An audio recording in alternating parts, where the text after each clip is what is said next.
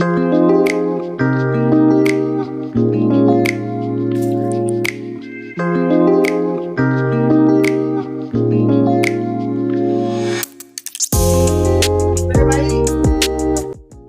संबंध में पिछले क्लास में कुछ चर्चा की थी आंशिक रूप से।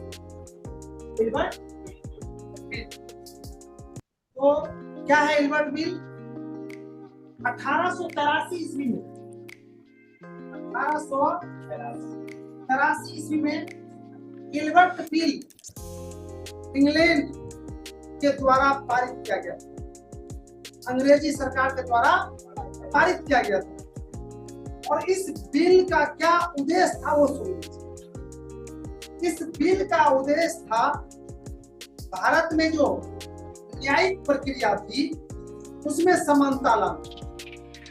ध्यान से सुनिएगा, न्यायिक प्रक्रिया जो थी उसमें समानता लाना था। इस बिल से पहले क्या था, यहाँ पर फौजेदारी मामला में अर्थात मार पीट, दगा फसाद, चोरी डकैती, छीना झपटी, इस मामला को क्या कहते हैं? फौजेदारी। मोटा मोटी जानते हैं मेरे भाई, ये जो केस होता है ना मुकदमा, उसको दो वर्ग में बांटा गया, एक फौजेदारी और दूसरा दीवानी। दीवानी कौन कहलाते हैं? जमीन जायदाद से संबंधित जो मामला होता है उसको कहते हैं दीवानी। अब फौजेदारी कहते हैं मार पीट, दंगा फसाद, चोरी छीना झपटी, ये सब। तो फौजेदारी मामला में सुनवाई करने के लिए जहां पर समानता नहीं थी, जहां पर यूरोप का जो लोग था उस पर जब फौजेदारी कोई मुकदमा लादा जाता था या उस पर लगाया जाता था तो उसकी सुनवाई के लिए एक अलग अदालत था, विशेष अदालत। जबकि भारत के लोगों के लिए ये जनरल अदालत। और उस विशेष अदालत में व्यवस्था क्या थी? उसमें जो जज था वह जज यूरोप का ही लोग रह सकता था। भारत का जज उसका सुनवाई अर्थात यूरोप के लोग के फौजेदारी मामला की सुनवाई नहीं कर सकते थे। ये तो गड़बड़ था ना, न्यायिक व्यवस्था में ये नहीं होनी चाहिए। तो इसी को अंग्रेज समाप्त करने के लिए, न्यायिक व्यवस्था में समानता लाने के लिए 1883 ईस्वी में अंग्रेज ने इल्बर्ट बिल लाया था। और इसके द्वारा ये जो विशेष कोर्ट की व्यवस्था थी, यूरोपवासी के लिए जो अलग कोर्ट की व्यवस्था थी, इसको क्या किया? खत्म कर दिया, समाप्त कर दिया। लेकिन इसका जोरदार विरोध किया था कौन? यूरोपवासी इसका जोरदार विरोध किया था। और विरोध के परिणाम स्वरूप ब्रिटिश सरकार को,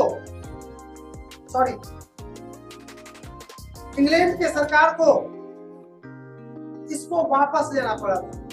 मेरे भाई, मैं ये चीज यहाँ पर कहा, मैं जब ब्रिटिश सरकार कर दिया तो थोड़ा सा है कि नहीं दूसरा तरह से कह सकते थे। ब्रिटिश सरकार का मतलब वही हुआ कौन?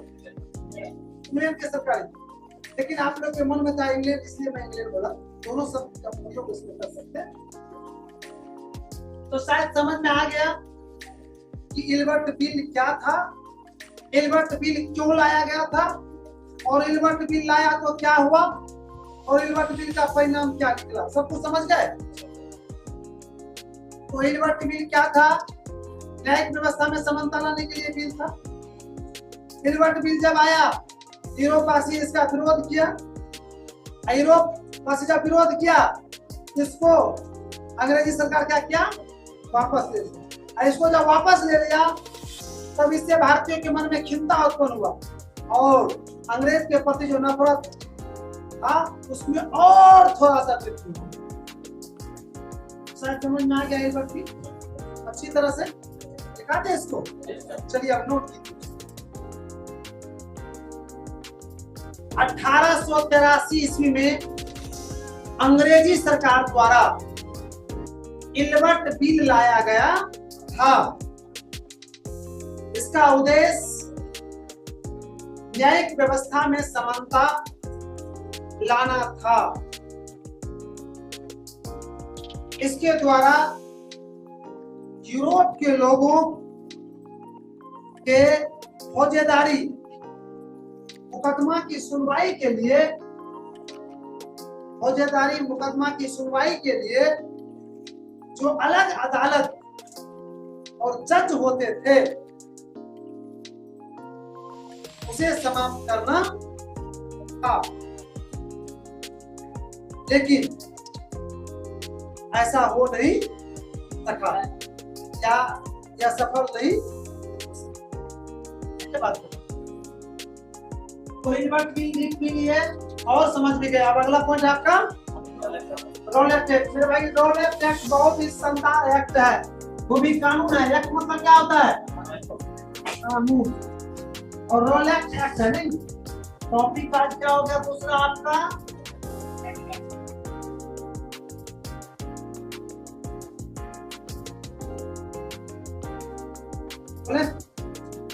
चलिए एक बार पेन नीचे रखिए।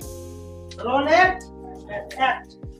मेरे भाई सबसे पहले ये दो चीज है। एक्ट मतलब तो कानून हो गया, एक्ट का मतलब इंग्लिश शब्द है, इसका हिंदी क्या हो गया? रॉलेट किसी व्यक्ति का संक्षिप्त नाम है। सिडनी रॉलेट, इसका पूरा नाम था सिडनी रॉलेट। यह न्यायाधीश थे अर्थात जज थे। कौन? Sydney Rowlatt. Sydney Rowlatt. Sydney Rowlatt की अध्यक्षता में 1919 ईस्वी में, जी 1919 ईस्वी में अंग्रेज ने भारत के जो विरोध हो रहा था अंग्रेज के खिलाफ, उस अंग्रेजी विरोधी भावना को दबाने के लिए, कम करने के लिए, नियंत्रित करने के लिए एक विशेष कानून बनाया था। उसी कानून का नाम क्या पड़ गया? क्यों पड़ा? तो उसको कानून बनाने वाले जो संस्था था उसका अध्यक्ष कौन था? Sydney Rowlatt. इसलिए उसी के नाम पर इस कानून का भी नाम पड़ गया। अब कानून का नाम तो कैसे पड़ गया तो समझ गए। अब सुनिए कि कानून था क्या। मेरे भाई ये कानून क्या था वो बताने से पहले मैं बता दूं आप लोगों को, थोड़ा सा इसको रोकते हैं हम यहाँ पर। मैं थोड़ा सा 1 मिनट टाइम बर्बाद करता हूँ। मेरे भाई आप लोग सुने होंगे कि कहीं पर आप पर कुछ कानूनी कार्रवाई होती है तो उसका एक खास प्रोसेस होता है।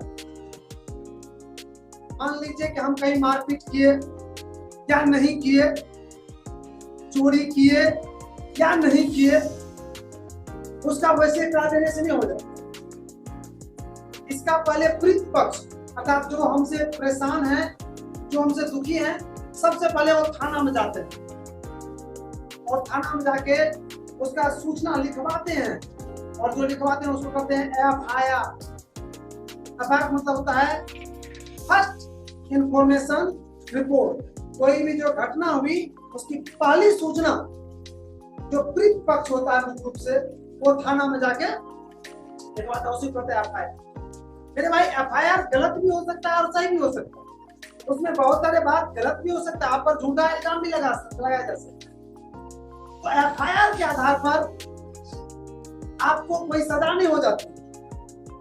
FIR के आधार पर आपको नोटिस जाता है कि भाई आप पर FIR चोरी का इल्जाम लगा है, क्या आप चोर हैं कि नहीं है, कोर्ट के सामने आके खड़े होके बताइए। अगर आप आनाकानी करते हैं, भागने तागने लगते हैं, तो क्या करता है थाना? आपको जाके गिरफ्तार करते हैं। और गिरफ्तार करके क्या करते हैं? कोर्ट के सामने जाके पेश करते हैं। जज उठाते हैं कि मैंने लाया, पकड़ के इसको पूछिए चोर है या। तब उनसे पूछा जाता है क्या भाई आपने अमुक जगह चोरी किया? तो कहता है कि नहीं मैं चोरी नहीं किया हूँ। तब जो इल्जाम लगाता है उनसे पूछता भैया ये तो कहता है चोरी नहीं किए हैं, आप कहते हैं चोरी कर किए हैं, तो आप चोरी जो किया है इसके पक्ष में आप सबूत दें, हमें गवाह दीजिए हमें। तब उसको टाइम देता है कि अमुक दिन आप सबूत दीजिए, गवाह दीजिए। इसको भी कहता है कि तुम कहता है चोरी नहीं किए हैं तो तुम भी सबूत दो, गवाह दो कि तुम चोरी नहीं किए। अब कोर्ट में शुरू होता है क्या? यही गवाही सबूत जुटाने का काम शुरू होता है। तारीख पता नहीं पड़ता है, तारीख को पड़ता है। आज तारीख पड़ा तो हो सकता है कि कोई पार्टी सबूत लेके नहीं गया, लिख के लगा सर आज नहीं हो सका सबूत, हमको 10 दिन का और मोहलत दिया जाता, फिर कोर्ट का मोहलत। इसी तरह से तारीख पड़ता है, फिर जाके सुनवाई शुरू होती है, और सुनवाई के बाद जब सारा गवाह सारा सबूत जज देख लेते हैं, तब कहते हैं कि तमाम सबूतों और गवाहों को मद्देनजर रखते हुए यह कोर्ट इस नतीजे पर पहुंचा है कि यह व्यक्ति जो है यह चोर नहीं है, इस पर चोर का इल्जाम साबित नहीं हुआ, अतः इसे बाइज्जत बरी किया जाता है। और ये जो विपक्षी होता है उस पर हिदायत देते हैं किस तरह से किसी भी व्यक्ति को आप परेशान करते हैं, ऐसी अच्छी बात नहीं, अगर दोबारा ऐसा कीजिएगा तो आप पर भी कानूनी कार्रवाई। अगर यहीं पर वो चोरी होता है तब कहता है तमाम सबूतों गवाहों को मद्देनजर रखते हुए क्या न्यायालय इस नतीजा पर पहुंचा है कि इन्होंने चोरी किया है, अतः धारा 10 के तहत इसको 5 साल का कैद और 2000 रुपया का जुर्माना का सजा सुनाया जाता है। कब हुआ? जब पास हुआ तब ना, जब आपको सही में ठहराया गया तब समझ गए तो प्रक्रिया होती है। लेकिन अब आ जाइए रोल एक्ट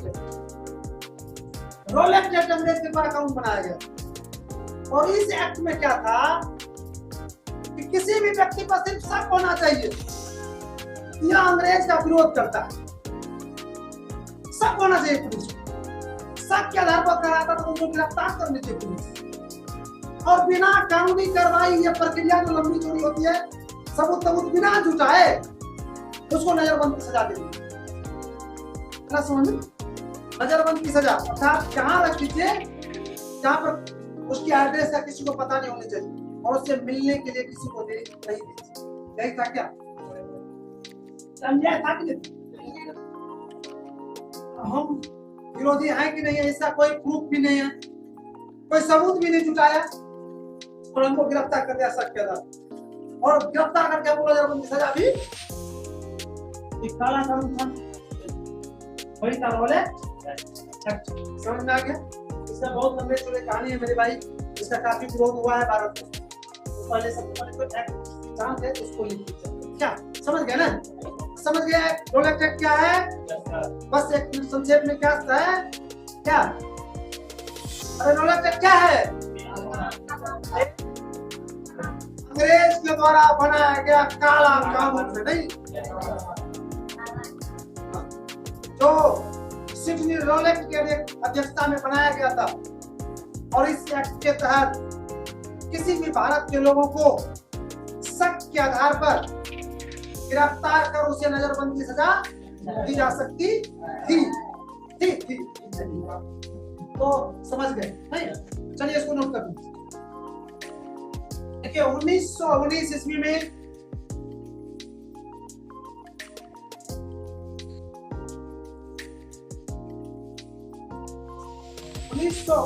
में अंग्रेज द्वारा एक विशेष कानून बनाया गया था, इसे कहा जाता है, क्योंकि यह कानून न्यायाधीश सिडनी रोल एक्ट की अध्यक्षता में बनाया गया था।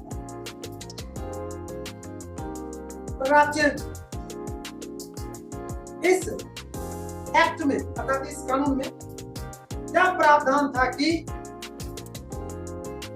शक के आधार पर किसी को भी गिरफ्तार कर उसे नजरबंद की सजा दी जा सकती थी। तो मेरे भाई बड़ी खतरनाक कानून था ये, इसको काला कानून का दर्जा दिया गया भारत में। ठीक, इसका विरोध भी हुआ। आगे देखिएगा जलियांवाला कांड, जलियांवाला बाग हत्याकांड जो है इसी के विरोध में इकट्ठा हुआ था वहां पर।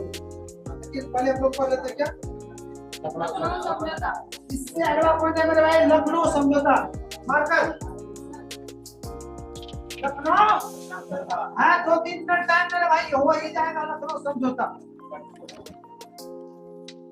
मेरे भाई यह समझौता बहुत ही महत्वपूर्ण समझौता है भारत की एकता के लिए। भारत की एकता के लिए स्वतंत्रता के समय में यह समझौता एक तरह से हम कह सकते हैं कि अमृत का काम किया था। शायद आपको मालूम था कि भारत में स्वतंत्रता के समय हिंदू और मुस्लिम के बीच अच्छा तालमेल नहीं था, लेकिन गांधी जी ने खिलाफत आंदोलन